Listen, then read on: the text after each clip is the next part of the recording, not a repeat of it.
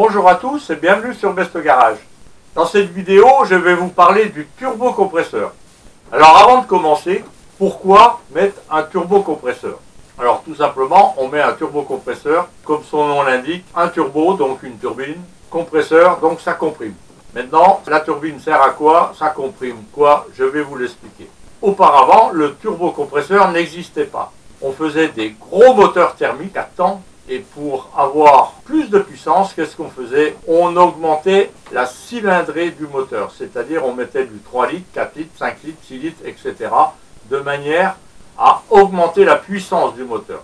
Mais on s'est aperçu que pour augmenter la puissance du moteur, il fallait augmenter l'arrivée d'air. Donc certaines personnes, alors un Suisse ou un Français, Louis Renault en 1902 ou un Suisse en 1905, ils ont imaginé un système pour faire rentrer plus d'air dans le moteur. Alors au début, il n'était pas tout à fait fiable, c'était un système qui se mettait en route d'un seul coup, comme on retrouvait dans les Renault des R5 turbo, les premières voitures équipées d'un turbo. Donc on accélérait, on tournait sur la cylindrée du moteur, et puis d'un seul coup, quand le turbo commençait à tourner vite, et ben on se sentait partir. On disait, oh, j'ai eu un coup de pied dans le... Voilà, donc c'était l'à-coup du turbo quand il se mettait en route. Et par la suite, bien entendu, ça a été amélioré de manière à ce que le turbo ne fasse plus cet à-coup, parce que c'était quand même assez compliqué à conduire. C'était un à-coup assez violent qui déséquilibrait un petit peu la conduite du véhicule. Donc ils ont amélioré le système par la suite. Mais le système, en gros, est toujours le même. Je vous explique. Un turbo, ça se présente comme ça. Donc ça, c'est un petit turbo, il est neuf. Donc vous avez un côté partie chaude et de l'autre côté partie froide. Donc la partie chaude, ce côté-là, elle est fixée le plus près possible de l'échappement. Les gaz d'échappement arrivent par là. Et la partie froide, elle, c'est de l'air qui sort et qui va directement à l'admission. Voilà, en gros, c'est ça. Maintenant, le fonctionnement. Le fonctionnement, tout simplement, vous avez la partie chaude ici. Quand vous mettez en route votre moteur, les gaz d'échappement viennent ici et font tourner la turbine qui se trouve à l'intérieur. Donc c'est une turbine, c'est comme un aspirateur, c'est une turbine avec des ailettes. Cette turbine, côté chaude, est reliée sur une autre turbine ici, côté froid, par un axe. Cet axe-là est monté sur palier. Il n'est pas monté sur roulement à billes. Et cette turbine-là tourne à la même vitesse que celle-ci. Donc à plus vous accélérez, à plus vous avez des gaz d'échappement qui rentrent, à plus ça tourne, à plus ici ça tourne. Alors ici, ça tourne pour quoi faire? Pour aspirer de l'air frais qui va rentrer par ici. L'air frais va rentrer ici, va être comprimé avec la turbine et elle va ressortir de ce côté-là pour aller à l'admission. Mais comme tout le monde le sait, l'air ou les gaz, quand on les comprime, ils se réchauffent. Et pour faire fonctionner un moteur thermique correctement, il faut de l'air frais. Donc qu'est-ce qu'on a fait? On a mis un intercooleur, c'est-à-dire un radiateur qui va vous servir à refroidir l'air.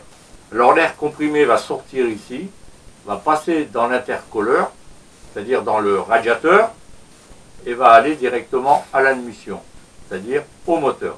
À ce moment-là, il y aura beaucoup plus d'air qui va rentrer. Mais beaucoup plus d'air veut dire qu'il faut également essence. Parce que le moteur fonctionne avec un mélange air-essence. Donc si on rajoute plus d'air, on rajoute plus d'essence. Et c'est ce qui va vous permettre d'augmenter la puissance de votre moteur.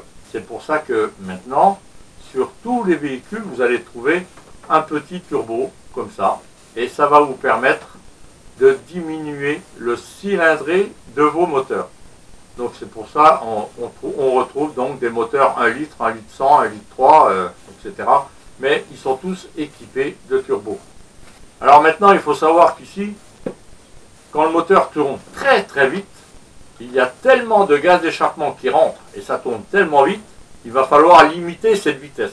Donc pour le limiter, qu'est-ce qu'ils ont fait? Ils ont mis une soupape qui s'ouvre à une certaine pression, ça va tirer la came ici et ça va ouvrir la petite soupape qui se trouve ici. La petite soupape là va s'ouvrir et le surplus de gaz d'échappement va partir directement à l'échappement. Ça va permettre de réguler la pression qui se retrouvera ici. Voilà. Maintenant, petit conseil, toujours faire les vidanges, comme préconisé par le constructeur. Pourquoi vidange d'huile? Parce que cette petite turbine-là est refroidie à l'huile. Alors, certains compresseurs sont refroidis uniquement avec de l'huile, d'autres huile, eau. Donc, bien sûr, c'est pas mélangé, hein. C'est d'un côté huile, un côté eau. Alors, bien entendu, il faut mettre l'huile préconisée. Pourquoi? Parce que l'axe qui réunit les deux petites turbines ici est monté sur palier. Et il faut graisser ces paliers. Et c'est graissé grâce à l'huile moteur. Si vous ne changez pas l'huile correctement, vous risquez d'endommager votre turbo. Ensuite, quand vous mettez en route votre moteur, la voiture est froide, vous n'accélérez pas tout de suite. Tout simplement parce que en mettant en route votre moteur, vous mettez en route la pompe à huile. Et la pompe à huile commence à pomper et il faut laisser le temps à l'huile de monter au compresseur et de lubrifier ces petits paliers. Très important. Ensuite, quand vous vous arrêtez, vous laissez tourner votre moteur au ralenti pendant 30 à 60 secondes ou plus si vous n'êtes pas pressé.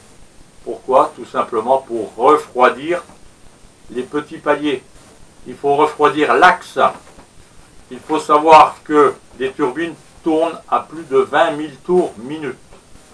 L'axe à l'intérieur, s'il n'est pas lubrifié, il peut chauffer jusqu'au rouge. Donc si vous coupez le moteur, imaginez-vous la suite. Ça ne va pas durer longtemps et votre turbo risque d'être détérioré. Donc voilà, j'ai expliqué très sommairement le système du turbocompresseur que vous retrouvez sur tous vos véhicules. Et maintenant, si vous aimez mes vidéos, n'hésitez pas à vous abonner, à liker, à partager et à appuyer sur la petite cloche. C'est très important pour moi. Et je vous dis à la prochaine.